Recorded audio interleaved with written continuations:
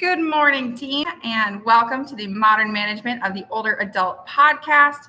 My name is Dr. Trissa Hutchinson, Occupational Therapist, and today I am here and excited to talk to you about some documentation tips for fitness-forward occupational therapists. So today we're going to deep dive into three different components, talking first about what does it mean to be a fitness-forward occupational therapist. From there, I'm going to talk about some key concepts with documentation for those fitness-forward occupational therapists. And then we're going to talk about different approaches to some therapy codes for fitness-forward OT interventions. All right, team. So starting off, what does it mean to be a fitness-forward occupational therapist? So I want to go back to our roots and our guidelines from the American Occupational Therapy Association. So looking at the Occupational Therapy Practice Framework, this was updated by AOTA in 2020. So it's a fourth edition of the practice framework. And what they did was they added a ninth occupational category. This was huge. So occupational therapy forever and ever only had 8 occupational categories, and now we have this ninth category. What they added was a specific option for health management. So inside of health management, they include all sorts of things from managing medications to navigating the healthcare system to talking about nutrition. But one that I really wanted to deep dive and look into today is the physical activity occupation within the health management occupation. So AOTA defines physical activity as completing cardiovascular exercise, strength training, and balance training to improve or maintain health and decrease risk of health episodes, such as by incorporating walks into daily routine. So I'd like to emphasize that they include exercise and physical activity to improve or maintain health and decrease risk of health episodes. This is another way for the AOTA to say that leverage fitness, that OTs should be leveraging fitness as a means to increase quality of life and prevent negative health outcomes. How awesome is that? Our occupational therapy practice framework literally has it spelled out for us. They include engaging in fitness forward approaches, engaging in exercise as a way to leverage health. So what does this mean for us, and what does it mean to be a fitness forward occupational therapist? It means to be a full scope occupational therapist. We're stepping into the full realm of what we have as occupational therapists rather than staying inside of our old-timer box that has been around for years and years. And oftentimes we kind of get pushed back into really focusing on like ADLs, and not that those things aren't excellent, but as fitness forward approaches, we can really expand and help leverage outcomes for our patients. So what does a fitness forward occupational therapist look like? Again, full scope. They prioritize exercise at the appropriate dosage and intensity to really make functional change for our patients. So fitness forward equals full scope in the realm of occupational therapy. Next, let's deep dive into some key concepts for occupational therapists when they're documenting their fitness forward approaches. If you're like myself, oftentimes we can get a little bit of pushback when it comes to documentation of our fitness forward approaches. Doing rote exercise and being told that we look a little bit too much like PTs, or we're stepping on boundaries a little bit. So that can be really common, and reminder that it is our job to make sure that we're documenting effectively and appropriately so that there isn't that gray area necessarily, or have QAers just questioning what we're doing and the motive. So key concepts for documentation include, first, I want you to set yourself up for success. What I mean by this is when you are developing your goals, I want you to use the make it meaningful approach that we talked about in the MMOA division of ICE on a regular basis. So make it meaningful.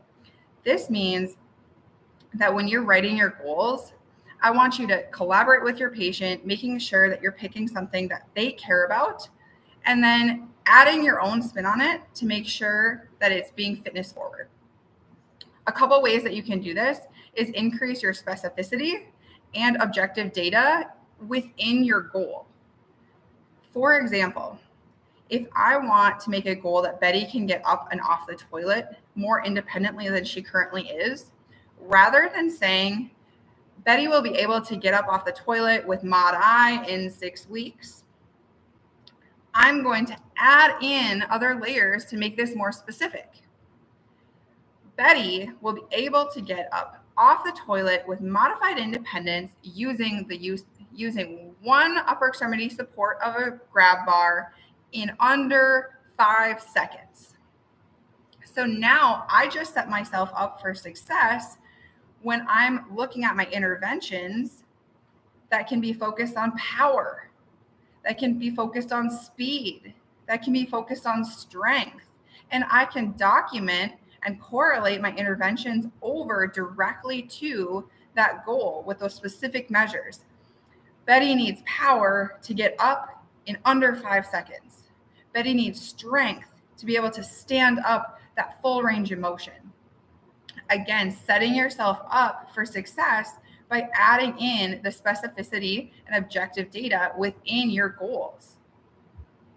So once you have rock solid goals that are very detailed and include, again, specificity and objective data, then I want to talk to you about 2 phrases that I leverage as an occupational therapist in the fitness forward realm. Number 1, I want you to use simulated occupation of. Simulated occupation of. What this means to the reviewer, to the insurance company, to whoever is reading your note, is you are telling them exactly what occupation that you are correlating this intervention to. Okay, if I write deadlifts for X amount of reps under X amount of intensity for my patient in my interventions, I am leaving it up to whoever is reading my note to know why I am doing that, to know what that is for. So someone that is not well versed in what occupational therapy can all do and understands the full scope of our practice, they may look at this and they may say, oh, that's just rote exercise. That has nothing to do with getting Betty to lift her groceries up off the ground. So leverage the phrase simulated occupation of. Simulated occupation of. This is a quick and easy way to add in deadlifts. Simulated occupation of picking grandchild up off the ground. Simulated occupation of picking groceries up from the floor. You get the gist, guys. Really leveraging simulated occupation of. The second phrase that I want you to start incorporating when you are talking about fitness forward approaches is required for the occupation or occupations of. Required for the occupation or occupations of. When I mean required, I am saying that this is critical. I am showing the value of exactly what I'm doing in my interventions and how that this is required for this person to increase their independence. This is not something that I just willy-nilly picked. This is required for them to increase their quality of life and well-being overall. What I mean by that is I could say working on power training with Betty, that because it is required for her ability to get up off the toilet. So required for the occupation of. A quick and easy way to add these into your documentation, if you have the opportunity to add in like dot phrases or quick phrases for yourself in your EMR systems, I have just built these phrases into my templates so that when I am looking back at them or when I pull them into my notes, that they're already there for me and it's a trigger for me to make sure that I'm using them. So again, In terms of documentation tips for occupational therapists using that fitness forward awesome approach, first, set yourself up for success. Set solid goals and use objective data and very specific measures. Okay, specificity and objective data when you're writing your goals. Then use the two phrases simulated occupation of and required for the occupation of. This will help really streamline your documentation and make things very fluid for you. All right, we've talked about what a full scope occupational therapist is, fitness forward approach. We've talked about some tips for documentation. Now I want to talk about some different ways to approach coding as an occupational therapist using the fitness forward approach. When I was first diving into the fitness forward realm and I found MMOA and everything, all things fitness forward, I wasn't really sure what codes I should be using. Should I be using more therapeutic exercise because I am now doing more exercise and fitness? Or should I be using the therapeutic activity code? When I started asking more questions about this, I attended a webinar from WebPT, and they talked about the definition of therapeutic activity, and it really resonated with me. Therapeutic activity is defined as the use of dynamic activities to improve functional performance.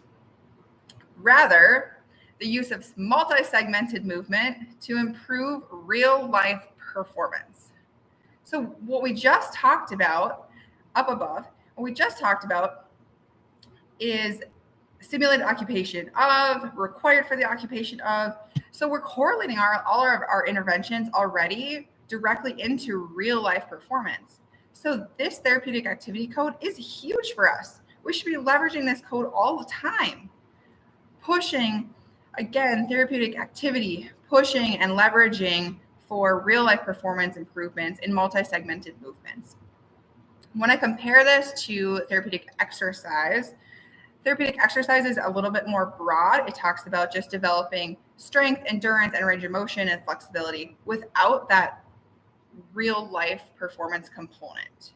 Okay, so I would really picture, something like a lateral banded walk or a glute bridge or something like that. That would be more of a therapeutic exercise code, being it's a little less relevant when directly correlating that to the occupation versus a box squat or a deadlift or a snatch or a hang clean. All of those movements are directly correlated to real life performance. We've seen video after video go viral about showing someone doing a burpee on the ground and then showing someone getting up off the ground from playing with their grandkids and other things like that, doing a farmer's carry and then carrying in their groceries. So all of those activities and interventions can really be really fall into the category of that therapeutic activity. So again, therapeutic activity is a huge code to leverage as occupational therapists. I want you all to feel comfortable that you can step away a little bit from the self-care code. And not that that code isn't great and very relevant, but you can also leverage other codes such as therapeutic activity. All right, team. Today, we talked about what it means to be a fitness forward occupational therapist. In other words, a full scope occupational therapist, leveraging fitness as a means to really promote the highest quality of life and outcomes for our patients. We talked about some key concepts to include in your fitness forward occupational therapy documentation, such as setting goals, leveraging the phrases, stimulated occupation of, required for the occupation of, and then talked about how therapeutic activity can be a really important and really helpful and beneficial code when you are documenting fitness forward approaches. I hope that all of you took something away from this today. I know that as an OT, stepping into the fitness forward realm, it can feel like uncharted waters when you're first dabbling in this space, especially as an occupational therapist. I really encourage you to push through and step into the full box, the full scope of OT outside of our comfort zone a little bit and really, again, make sure that we are leveraging fitness in our interventions. Our MMOA team would love to share more about the fitness forward approach and everything that towards helping you with helping your older adults in the fitness realm and increasing your confidence in doing so with our MMOA live course. We have a couple upcoming courses on the road in Oklahoma City on February 17th and 18th, followed by Rochester, Minnesota, and Galesbury, Connecticut on February 24th and 25th. Hope to see you guys there. Thanks, team, and have a great day.